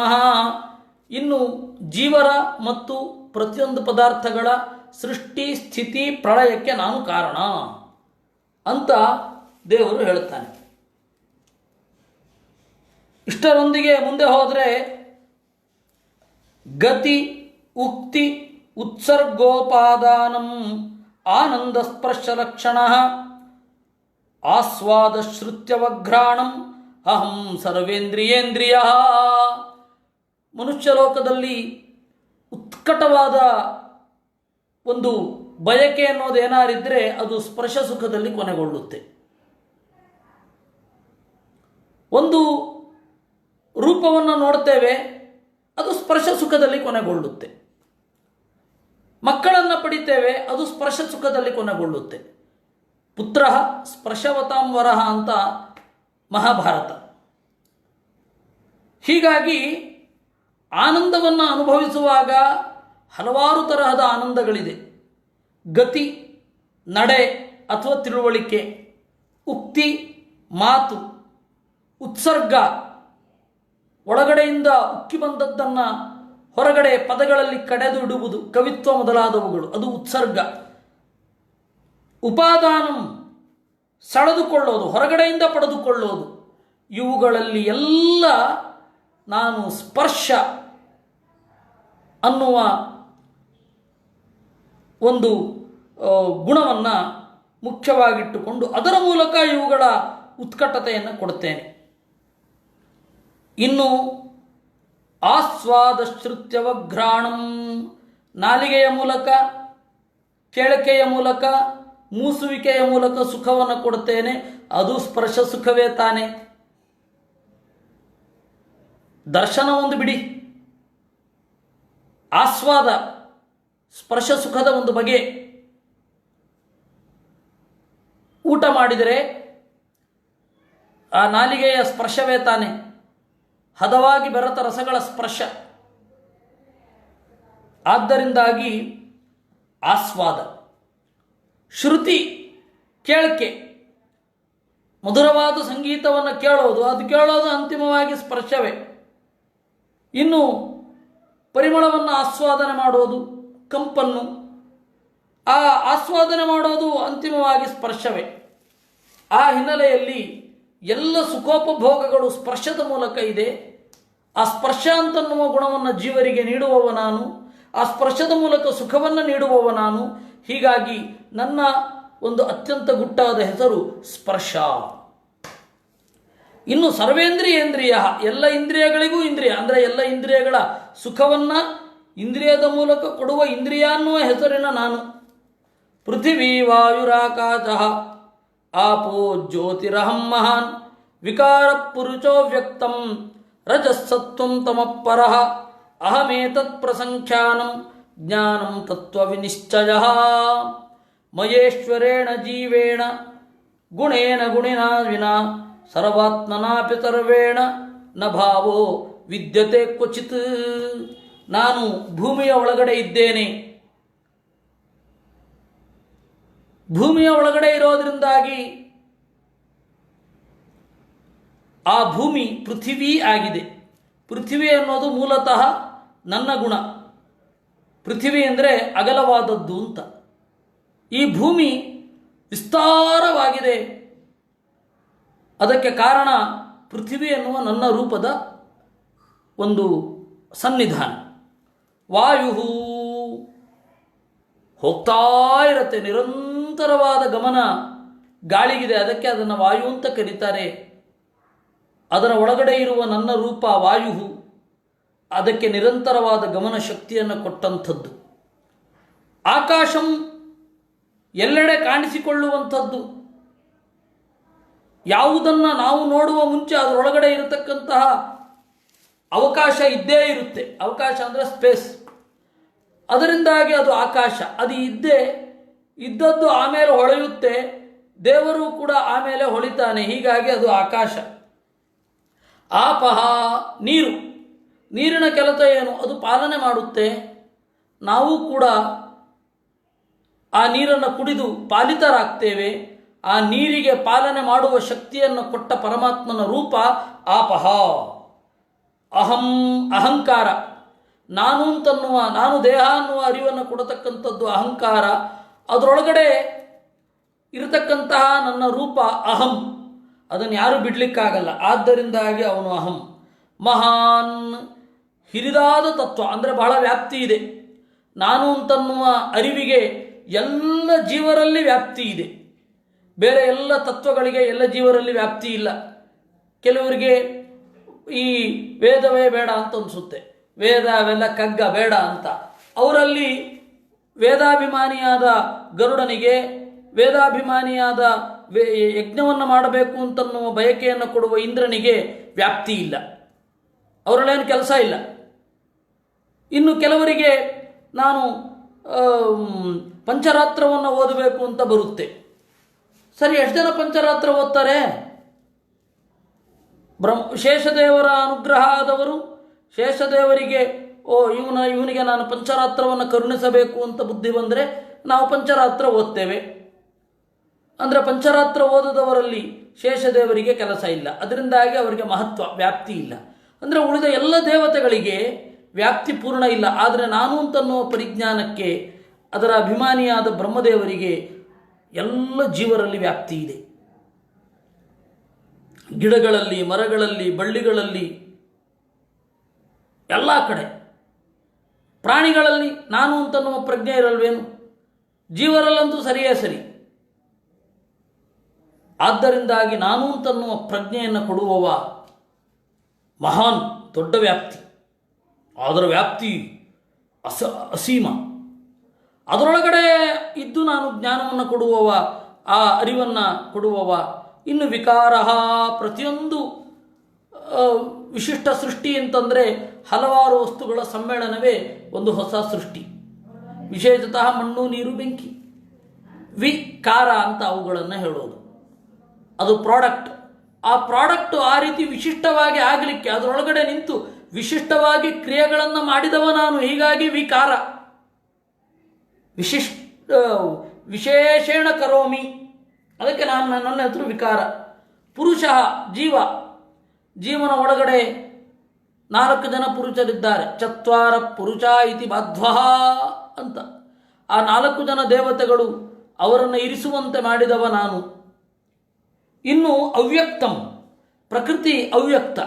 ಯಾಕೆ ಅಂದರೆ ಅದರೊಳಗಡೆ ಇದ್ದು ಇದು ಹೆಚ್ಚಿನ ಜನಕ್ಕೆ ಕಾಣದಿರಲಿ ಅಂತ ಮುಸುಕನ್ನು ಹಾಕಿದವ ನಾನು. ಆದ್ದರಿಂದಾಗಿ ಅವ್ಯಕ್ತ.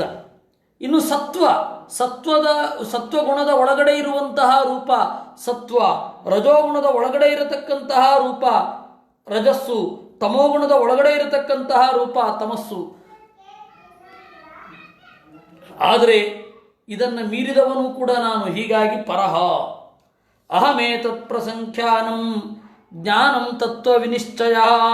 ಇದೆಲ್ಲದರ ಅರಿವನ್ನು ಗ್ರಂಥದ ಮೂಲಕ, ಜ್ಞಾನಿಗಳ ಮೂಲಕ ಕೊಡುವವನು ನಾನು, ಹೊಳೆಯಿಸುವವನು ನಾನು. ಸಂಖ್ಯಾನ ಅಂದರೆ ಜ್ಞಾನ ಅಂತ ಅರ್ಥ. ಹೀಗಾಗಿ ಪ್ರಸಂಖ್ಯಾನಂ, ತತ್ವ ವಿನಿಶ್ಚಯ, ಇವೆಲ್ಲ ನನ್ನಿಂದಲೇ ಆಗತಕ್ಕಂಥದ್ದು. ಮಯೇಶ್ವರೇಣ ಜೀವೇಣ ಗುಣೇನ ಗುಣಿನಾ ವಿನಾ. ನಾನು ಈಶ್ವರ ಹೌದು. ಯಾಕೆ ಅಂದರೆ ಇವುಗಳೆಲ್ಲವನ್ನ ನಿಯಂತ್ರಣ ಮಾಡ್ತೇನೆ. ನಾನು ಜೀವ ಹೌದು, ಇವರೆಲ್ಲ ಬದುಕುವಂತೆ ಮಾಡ್ತೇನೆ. ಜೀವಯತಿ. ಇನ್ನು ಗುಣ ನಿಯಾಮಕನಾದ್ರಿಂದಾಗಿ ನನ್ನ ಹೆಸರು ಗುಣ ಅಂತ. ಈ ಗುಣವುಳ್ಳ ಜೀವರ ಅಂತರ್ಯಾಮಿಯಾಗಿದ್ದೇನೆ, ಆದ್ದರಿಂದಾಗಿ ನನ್ನ ಹೆಸರು ಗುಣಿ. ಸರ್ವಾತ್ಮನ ಪಿತರವೇಣ, ಎಲ್ಲರ ಅಂತರ್ಯಾಮಿ ನಾನೇ, ಎಲ್ಲೆಡೆ ತುಂಬಿದ್ದೇನೆ. ಹೀಗಾಗಿ ಸರ್ವ. ನನ್ನಿಂದ ಸ್ವತಂತ್ರವಾದ ಒಂದು ವಸ್ತುವೇ ಇಲ್ಲ. ಸಂಖ್ಯಾನಂ ಪರಮಾಣೂನಾಂ ಕಾಲೇನ ಕ್ರಿಯತೆ ಮಯಾ ನ ತಥಾ ಮೇ ವಿಭೂತೀನಾಂ ಸೃಜತೋಂಡಾನಿ ಕೋಟಿಶಃ. ಕೊನೆಗೆ ಈ ಥರದ್ದೊಂದು ಡ್ಯಾಮೇಜಿಂಗ್ ಸ್ಟೇಟ್ಮೆಂಟ್ ಇರುತ್ತೆ. ಎಲ್ಲ ಪರಮಾಣುಗಳು ಇಡೀ ಬ್ರಹ್ಮಾಂಡದಲ್ಲಿ ತುಂಬಿದ ಪರಮಾಣುಗಳು ಏನೇನಿದೆ ಅದೆಲ್ಲವನ್ನು ಕೆಲವು ಕಾಲ ತೆಗೆದುಕೊಂಡು ಮಾಡ್ತೇನೆ ಅಂತ. ಅದ್ರ ದೇವರ ಟಾರ್ಗೆಟ್ಟೋ ಅಥವಾ ಬೇಕಾದರೆ ಮಾಡ್ತೇನೆ ಅಂತನೋ ಅಥವಾ ಇನ್ನೂ ಮಾಡಿಲ್ಲ ಮಾಡ್ತಾ ಇದ್ದೀನಿ ಅಂತನೋ ಏನು ಅಂತ ಅರ್ಥ ಆಗಲ್ಲ. ನೋಡಿ, ಆ ಶ್ಲೋಕವನ್ನು ಇನ್ನೊಮ್ಮೆ ಹೇಳ್ತೇನೆ. ಸಂಖ್ಯಾನಂ ಪರಮಾಣೂನಾಂ ಕಾಲೇನ ಕ್ರಿಯತೆ ಮಯಾ. ಪರಮಾಣೂನಾಂ ಪರಮಾಣುಗಳ ಸಂಖ್ಯಾನಂ ಎಣಿಕೆಯನ್ನು ಕಾಲೇನ ಹಲವು ಸಮಯದಿಂದ ಮಯಾ ಕ್ರಿಯತೆ ನನ್ನಿಂದ ಮಾಡಲ್ಪಡುತ್ತದೆ. ಅಂದರೆ ಟೈಮ್ ತಗೋತಾನ ದೇವರು ಪರಮಾಣುವನ್ನು ಎಣಿಸ್ಲಿಕ್ಕೆ ಅಂತ ಪ್ರಶ್ನೆ ಬಂದ್ಬಿಡುತ್ತೆ. ಏಕೆಂದರೆ ಆಗಿದೆ, ಪರಮಾಣುಗಳು ಅನಂತ. ಪರಮಾಣು ಕಣಗಳನ್ನು ಎಣಿಸ್ಲಿಕ್ಕೆ ದೇವರಿನ್ನೂ ಪ್ರಯತ್ನ ಪಡ್ತಾ ಇದ್ದಾನೆ. ಅಥವಾ ಬೇಕಂದ್ರೆ ಮಾಡಿಕೊಡ್ತೇನೆ ಅಂತ ಹೇಳುವ ಹಾಗಿದೆ ಅಂತ. ಕೆಲವರು ಹಾಗೆ ಮಾಡ್ತಾರೆ. ನಮ್ಮ ಗುರುಗಳು ವೇದ ಪ್ರವಚನಾಚಾರ್ಯ, ವೇದದಲ್ಲಿ ವಿಶೇಷ ಶ್ರಮ. ಅವರು ನಿರಂತರ ಓದಿ ಚಿಂತನೆ ಮಾಡಿ, ವೇದವನ್ನು ಕೇಳೋರು ಯಾರೂ ಇಲ್ಲ. ವೇದವನ್ನು ಓದಿದ್ರೆ ನಿಮ್ಮನ್ನು ವಿದ್ವಾಂಸರು ಅಂತಲೂ ಕರೆಯೋಲ್ಲ. ಆದರೂ ಕೂಡ ದೇವರ ಮೇಲಿನ ಭಕ್ತಿಯಿಂದ, ಆಚಾರ್ಯರ ಮೇಲಿನ ಶ್ರದ್ಧೆಯಿಂದ ವೇದಾರ್ಥಗಳನ್ನೆಲ್ಲ ಚಿಂತನೆ ಮಾಡಿ, ಯಾರು ಏನು ಕೇಳದೆಯೂ ಮೊದಲು ಓದಿ ಆಮೇಲೆ ಅದನ್ನು ಹೇಳಲಿಕ್ಕೆ ಬಂದವರು. ಕೆಲವರು ಹೇಳೋದು, ಅವರು ವೇದಗಳನ್ನು ಅರ್ಥೈಸ್ತಾರೆ. ಅದೇನು ನಾನು ಕೂಡ ಪ್ರಯತ್ನ ಪಟ್ಟರೆ ವೇದಗಳನ್ನು ಅರ್ಥೈಸ್ತೀನಿ. ಯಾಕೆ ಪಟ್ಟಿಲ್ಲ ಅಂತ ಕೇಳಿದೆ ಒಬ್ಬರಿಗೆ. ನೀವು ಪ್ರಯತ್ನ ಪಟ್ಟರೆ ವೇದಗಳನ್ನು ಅರ್ಥೈಸ್ತೀರಾ, ಇನ್ನು ಯಾಕೆ ಪ್ರಯತ್ನ ಪಟ್ಟಿಲ್ಲ ಅನ್ನೋದಕ್ಕೆ ಉತ್ತರ ಕೊಡಿ. ಹಾಗೆ ಆ ತರಹದ ಸಂಭಾವನೋಕ್ತಿಯ ಇದು. It is possible to count it ಅಂತ ನಾ ಹೇಳ್ತಾ ಇರೋದು. ಅದು ಏನು ಅಂತ ಅರ್ಥ ಆಗಲ್ಲ. ಎಲ್ಲ ಥರದ ವ್ಯಾಖ್ಯಾನವೂ ಮಾಡಿಬಿಟ್ಟಿದ್ದಾರೆಲ್ಲ. ನಾನು ಎಣಿಸಿ ಬಿಡ್ತೇನೆ.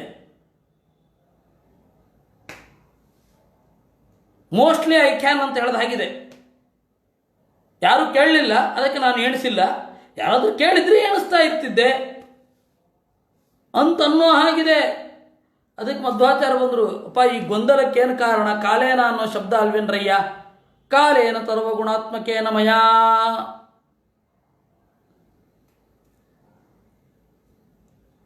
ಸರ್ವಗುಣಾತ್ಮಕನಾದ ನನ್ನಿಂದ ಪರಮಾಣುಗಳ ಸಂಖ್ಯಾನವನ್ನು ಮಾಡಿಬಿಡ್ತೇನೆ. ಇದೇ ನನಗೆ ಗೊತ್ತಿದೆ. ಆದರೆ ಅಸಂಖ್ಯತ್ವಾತ್ ತಥಾ ನ ಕ್ರಿಯತೆ. ನನ್ನ ರೂಪಗಳು ಅನಂತ, ನನ್ನ ಗುಣಗಳು ಅನಂತ, ಅದನ್ನು ನಾನು ಮಾಡಲಾರೆ. ಅಯ್ಯೋ ದೇವರೇ, ಇನ್ನೂ ಭೀಕರ ಸ್ಟೇಟ್ಮೆಂಟ್ ಆಯ್ತಲ್ಲ, ಇನ್ನೂ ಭೀಕರ ಡ್ಯಾಮೇಜು. ಇವಾಗ ಒಂದು ಡ್ಯಾಮೇಜು ಸರಿ ಮಾಡ್ಕೊಳ್ಳಿಕ್ಕೆ ಹೋಗಿ ಇನ್ನೊಂದು ದೊಡ್ಡ ಡ್ಯಾಮೇಜ್. ಈಗ ಮೊದಲು ಏನಾಯಿತು, ಪರಮಾಣುವನ್ನು ಎಣಿಸಿಲ್ಲ ಅಂತ ಅಷ್ಟೇ ಅರ್ಥ ಆಗ್ತಾ ಇತ್ತು. ಈಗ ಪರಮಾಣು ಎಣಿಸ್ಲಿಕ್ಕಾಗತ್ತೆ, ಆದರೆ ನನ್ನ ವಿಭೂತಿ ರೂಪವನ್ನು ಎಣಿಸ್ಲಿಕ್ಕಾಗಲ್ಲ. ಅಂದರೆ ಪರಮಾಣುವಿನ ಬಗ್ಗೆ ಅಜ್ಞಾನ ಇದ್ರಾದರೂ ಇರಲಿ, ನಮ್ಮ ಬಗ್ಗೆ ನಮಗೇ ಗೊತ್ತಿಲ್ಲ ಅಂದರೆ ಏನರ್ಥ? ದೇವರು ಹಾಗೆ ತಿಳ್ಕೊಂಡ್ಬಿಟ್ಟಿದ್ದಾನ ಆ ಕಡೆಗೆ. ಅಯ್ಯೋ ನನಗೆ ನಾನೇ ಗೊತ್ತಿಲ್ಲರಯ್ಯ, ನಿಮಗೆಲ್ಲಿ ಗೊತ್ತಾಗಬೇಕು ಅಂತ ಹೇಳ್ಬಿಟ್ರಿ. ಏನು ಗತಿ ಅದು? ಒಂದು ಡ್ಯಾಮೇಜ್ ತಪ್ಪಿಸ್ಲಿಕ್ಕೆ ಹೋಗಿ ಇನ್ನಷ್ಟು ಡ್ಯಾಮೇಜ್ ಆಗಿ ಹೋಯಿತು. ಕೆಲವೊಮ್ಮೆ ಹಾಗಾಗತ್ತೆ. ಏನೋ ಒಂದನ್ನು ಪರಿಹಾರ ಮಾಡಲಿಕ್ಕೆ ಹೋಗೋದು, ಅದು ಇನ್ನೊಂದು ಡ್ಯಾಮೇಜಿಗೆ ಕಾರಣ ಆಗೋದು. ಇದು ಹೀಗಾಯಿತು. ಪರಮಾಣುವನ್ನು ಎಣಿಸ್ತೇನೆ, ಆಯಿತು. ಆದರೆ ನನ್ನ ವಿಭೂತಿ ರೂಪಗಳನ್ನು ಎಣಿಸ್ಲಿಕ್ಕಾಗಲ್ಲ. ಇದಕ್ಕೊಂದು ತಮಾಷೆಯಾಗಿ ಒಂದು ಪ್ರಸಂಗ ಹೇಳ್ತೇನೆ. ಒಬ್ಬ ಹುಡುಗ ಸಂಜೆ ಜಪ ಮಾಡೋದು ಬಿಟ್ಟಿದ್ದ. ಅವರಮ್ಮ ಬಹಳ ಕಟ್ಟುನಿಟ್ಟು ಜಪ ಮಾಡಬೇಕು ಮಗ ಅಂತ ಬಯಸುವವರು. ಅವತ್ತು ಅವರಮ್ಮ ಬಂದರು. ಇವನೇನು ಮಾಡ್ದ, ಅವರಮ್ಮ ಬರ್ತಾರೆ ಅಂತ ಹೇಳಿ ಸರಿಯಾಗಿ ಜಪಕ್ಕೆ ಅಂತ ಕೂತ. ಅವನು ಗೆಳೆಯ ಬಂದ, ಗೆಳೆಯ ಅಥವಾ ಅಣ್ಣ ಬಂದ. ಏನೋ ಇಷ್ಟು ದಿವಸ ಬೆಳಗ್ಗೆನೂ ಜಪ ಮಾಡ್ತಾ ಇರಲಿಲ್ಲ, ಈಗ ಸಂಜೆಯೂ ಜಪ ಮಾಡ್ಲಿಕ್ಕೆ ಶುರು ಮಾಡಿದಿ, ನಿಮ್ಮಮ್ಮ ಬಂದಿದ್ದಾರೆ ಅಂತನಾ ಅಂತ ಕೇಳಿದ. ಅವರಮ್ಮ ಬಂದಿರೋದು ನೋಡಿಲ್ಲ ಅವನು. ಹಾಗೆ ಒಂದು ಡ್ಯಾಮೇಜನ್ನು ತಪ್ಪಿಸ್ಲಿಕ್ಕೆ ಹೋಗಿ ಅದು ಬೇರೆ ಬೇರೆ ಡ್ಯಾಮೇಜ್ಗಳಿಗೆ, ಮಲ್ಟಿಪಲ್ ಡ್ಯಾಮೇಜ್ ಕಾರಣ ಆಗುತ್ತೆ. ಆ ತರಹ ಆಗೋಗುತ್ತೆ. ಹಾಗಾಯ್ತಿದು. ಪರಮಾಣು ಎಣಿಸ್ಲಿಕ್ಕಾಗಲ್ಲ, ಆಯ್ತಪ್ಪ, ಪರಮಾಣು ಎಣಿಸ್ಲಿಕ್ಕಾಗತ್ತೆ, ಮತ್ತೆ ನನ್ನ ರೂಪಗಳನ್ನೇ ನಾನು ಎಣಿಸ್ಲಿಕ್ಕಾಗಲ್ಲ, ಹೀಗಾಯ್ತಲ್ಲ. ಅದಕ್ಕೆ ಮಧ್ವಾಚಾರ್ಯರು ಬರುವುದು ಹಾಗಲ್ಲ. ಅದರ ಅರ್ಥ ಮತ್ತೇನೇನು? ಅನಂತ ಮಿತಿ ವೇತ್ತಿ ಶಸ್ತ್ವನಂತಂ ತ್ವಂತವತ್ತಥಾ. ದೇವರು ಅನಂತ ಗುಣವನ್ನು ಅನಂತ ಅಂತಾನೆ ತಿಳ್ಕೊಂಡಿರ್ತಾನೆ. ಅಂತ ಗುಣವನ್ನು ಎಣಿಸ್ಲಿಕ್ಕೆ ಅವನು ಹೇಳಿದ್ದೇನು? ನನ್ನ ಅಂತ ಗುಣವನ್ನು ಎಣಿಸುವುದಿಲ್ಲ. ಯಾಕೆಂದರೆ ಅನಂತ ಆಗಿರೋದ್ರಿಂದ. ಎಣಿಸಿ ಮುಗಿಸುವುದಿಲ್ಲ, ಯಾಕೆಂದರೆ ಅನಂತ ಗುಣವನ್ನು ನಾನು ತಾಳುತ್ತೇನೆ. ಆದ್ದರಿಂದ ಈಗ ಅದರ ಅರ್ಥವೇ ಬದಲಾಗಿ ಹೋಯಿತು. ಅನಂತವನ್ನು ಅನಂತ ಅಂತ ಯಥಾರ್ಥವಾಗಿ ತಿಳ್ಕೊತಾನೆ ಅಂತ. ಅನಂತಂ ಹಿ ಅನಂತಸ್ಯ ಹಿ ಸಂಖ್ಯಾನೇ ನತು ಸರ್ವಜ್ಞತಾ ಭವೇತ್ ಅನಂತಮಪಿ ವೇತ್ತೀಚ ಪ್ರತ್ಯೇಕಂಚ ವಿಶೇಷತಃ. ಅನಂತವನ್ನು ಅನಂತ ಅಂತ ತಿಳಿದೇ ಹೋದರೆ ಸರ್ವಜ್ಞತ್ವ ಬರೋಲ್ಲ. ಅನಂತವನ್ನು ಅನಂತ ಅಂತ ತಿಳಿದರೆ ಸರ್ವಜ್ಞ. ಹಾಗಾದರೆ ನಾವು ಸರ್ವಜ್ಞರಾಗ್ತೇವೆ. ನಮಗೆ ಸರ್ವಜ್ಞತ್ವ ಹೇಗಿದೆ? ಸರ್ವಮಸ್ತಿ, ಎಲ್ಲವೂ ಇದೆ ಅನ್ನುವ ಜ್ಞಾನ ನಮಗಿದೆ. ನಾವ್ಯಾಕೆ ಸರ್ವಜ್ಞರಾಗಲ್ಲ? ಹೌದಪ್ಪ, ಸಾಮಾನ್ಯವಾಗಿ ತಿಳಿದಿದ್ದೇವೆ, ಅದರ ಸ್ಪೆಷಲ್ ಕ್ಯಾರೆಕ್ಟರ್ಗಳನ್ನು ತಿಳಿದಿಲ್ಲ. ಅದರಿಂದಾಗಿ ನಾವು ಸರ್ವಜ್ಞರಲ್ಲ. ಎಲ್ಲವೂ ಇದೆ ಅಂತ ನಮಗೂ ಅರಿವಿದೆ, ನಾವ್ಯಾಕೆ ಸರ್ವಜ್ಞರಲ್ಲ ಅಂದರೆ ಇದೇ ಉತ್ತರ ಅಲ್ವಾ? ಹಾಗೆ ದೇವರು ನಮ್ಮ ಥರನ ಅನಂತ ಅಂತ ಗೊತ್ತುಬಿಟ್ಟಿದೆ, ಅನಂತ ಅಂತ ತಿಳಿದಿದೆ ಸ್ಥೂಲವಾಗಿ, ಆದರೆ ಅನಂತ ಅಂತ ಆಳವಾಗಿ ಗೊತ್ತಿಲ್ಲ ಅಂತ ಹೇಳೋದೇ. ಅದಕ್ಕೆ ಮಧ್ವಾಚಾರ್ಯರು ಹೇಳಿದ್ರು, ಅನಂತಮಪಿ ವೇತ್ತೀಚಃ ಪ್ರತ್ಯೇಕಂಚ ವಿಶೇಷತಃ. ಅನಂತವನ್ನೂ ಕೂಡ ಪ್ರತ್ಯೇಕವಾಗಿ ಅದರ ವಿಶೇಷಗಳೊಂದಿಗೆ ತಿಳಿದಿದ್ದಾನೆ. ಆ ರೀತಿ ಅರ್ಥ ಇದು. ಸರ್ವಜ್ಞತ್ವನ್ನ ಸಂಖ್ಯಾನಂ ಅಸಂಖ್ಯಸ್ಯ ಕುತೋ ಹಿತ. ದೇವರು ಸರ್ವಜ್ಞ, ಅದರಿಂದಾಗಿ ಅನಂತವನ್ನು ಅನಂತ ಅಂತ ತಿಳಿದಿದ್ದಾನೆ, ಅನಂತವನ್ನು ಅನಂತ ವಿಶೇಷಗಳೊಡನೆ ತಿಳಿದಿದ್ದಾನೆ. ಅದರಿಂದಾಗಿ ಅವನು ಅಥರ್ವಜ್ಞನೂ ಅಲ್ಲ, ಸಾಮಾನ್ಯಜ್ಞನೂ ಅಲ್ಲ, ವಿಶೇಷಜ್ಞನೇ ಆಗಿದ್ದಾನೆ. ಹೀಗೆ ದೇವರು ತನ್ನ ಬಗೆಗೆ ಏನು ಹೇಳಿಕೊಂಡಿದ್ದ ಅದು ನಮಗೆ ಅರ್ಥವೇ ಆಗಿರಲಿಲ್ಲ. ಅದನ್ನು ಆಚಾರ್ಯರ ಮೂಲಕ ತನ್ನ ಬಗೆಗೆ ತಿಳಿಸಿದ ದೇವರಿಗೆ ನಮಸ್ಕಾರಗಳನ್ನು ಹಾಕ್ತಾ ಮುಂದೆ ಹೋಗೋಣ. ತೇಜಶ್ರೀ ಕೀರ್ತಿರೈಶ್ವರ್ಯಂ ಹ್ರೀಸ್ತ್ಯಾಗ ಸೌಭಗಂ ಭಗಃ ವೀರ್ಯಂ ತಿತಿಕ್ಷಾ ವಿಜ್ಞಾನಂ ಯತ್ರ ಯತ್ರ ತಮೇಂ ಚಕಃ. ಎಲ್ಲಿ ಬೇರೊಬ್ಬರನ್ನು ಸೋಲಿಸುವ ಶಕ್ತಿ, ಅಸಾಮಾನ್ಯವಾದ ಸಿರಿ, ಕೀರ್ತಿ, ನಿಯಾಮಕ, ಒಂದು ಕಂಟ್ರೋಲಿಂಗ್ ಕೆಪಾಸಿಟಿ, ಐಶ್ವರ್ಯ, ಹ್ರೀಹಿ ಕೆಟ್ಟ ಕೆಲಸವನ್ನು ಮಾಡುವೆಡೆ ನಾಚಿಕೆ, ತಾನು ಗಳಿಸಿದ್ದನ್ನು ನಿಸ್ವಾರ್ಥವಾಗಿ ಕೊಡುವ ಬುದ್ಧಿ, ಅದೇ ತ್ಯಾಗ ಅಂತ ಕರೀತಾರೆ. ಸೌಭಾಗ್ಯ, ಭಾಗ್ಯ, ಹಿಡಿದದ್ದನ್ನು ಮುಗಿಸುವ ಸಾಮರ್ಥ್ಯ, ವೀರ್ಯ, ತಿತಿಕ್ಷಾ, ದ್ವಂದ್ವ ಸಹನೆ, ವಿಶಿಷ್ಟವಾದ ಜ್ಞಾನ, ಎಲ್ಲಿ ಎಲ್ಲಿ ನಿಮಗೆ ತೋರಿ ಬರುತ್ತೆ ಅಲ್ಲಿ ನನ್ನ ಅಂಶ ಇದೆ ಅಂತ ಅರ್ಥ. ಇಷ್ಟು 40 ಆಯಿತು. ಇನ್ನು 4 ಶ್ಲೋಕಗಳು ಬಾಕಿ ಇದೆ. ಅದರಲ್ಲಿ ಒಂದು ಶ್ಲೋಕವನ್ನು ನಾವು ನೋಡಬಹುದು.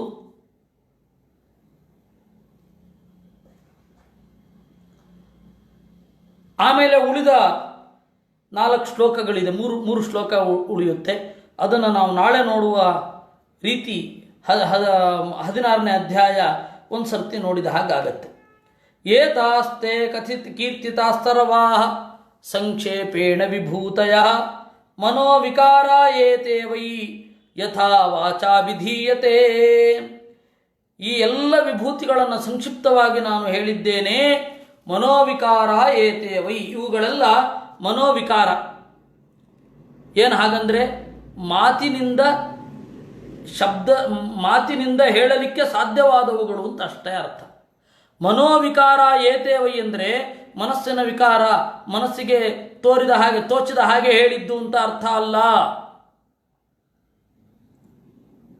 ಯಥಾ ವಾಚಾ ಅಭಿಧೀಯತೆ ಅನ್ಯೈಃ ನಾಮಾದಿಕಂ ಜೀವಾದೀನಾಂತೆ ಸರ್ವೇ ಶಬ್ದಾಃ ಮನೋವಿಕಾರಾಃ. ಯಾವ ಮನಸ್ಸಿನ ಒಳಗಡೆಯ ಸಂಗತಿಗಳನ್ನು ಹೇಳಲಿಕ್ಕಾಗತ್ತೋ ಅದು ಮನೋವಿಕಾರ. ಅಂದರೆ ಶಬ್ದವನ್ನು ಮನೋವಿಕಾರ ಅಂತ, ಮನಸ್ಸಿನಿಂದ ಅಲ್ವ ಬರೋದದು, ಮನಸ್ಸಿನ ಸೃಷ್ಟಿ. ಈ ವಿಭೂತಿಗಳೆಲ್ಲ ಶಬ್ದದಲ್ಲಿ ಹಿಡಿದಿಡಬಲ್ಲವುಗಳನ್ನು ನಾನು ಹೇಳಿದ್ದೇನೆ. ಶಬ್ದದಲ್ಲಿ ಹಿಡಿದಿಡಲಾಗದ ಅನೇಕ ವಿಭೂತಿಗಳಿದೆ, ಅದು ನಿಮಗೆ ತಲುಪೋದಿಲ್ಲ. ಅದರಿಂದಾಗಿ ನಾನು ಹೇಳೋಲ್ಲ ಅಂತ ಅಭಿಪ್ರಾಯ ಇದು. ಇಷ್ಟರೊಂದಿಗೆ ನಮ್ಮ ಇವತ್ತಿನ ಚಿಂತನೆಯನ್ನು ಮುಗಿಸೋಣ. 41 ಶ್ಲೋಕ ಆಗಿದೆ.